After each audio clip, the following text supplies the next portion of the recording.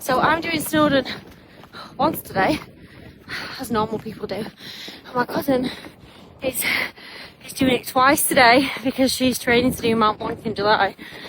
So fitness level, she has to be doing Snowdon twice in one day. So I would actually do it twice, but I've got the dogs. Unfortunately, I've got to go back to the dogs, so I don't have to do it twice.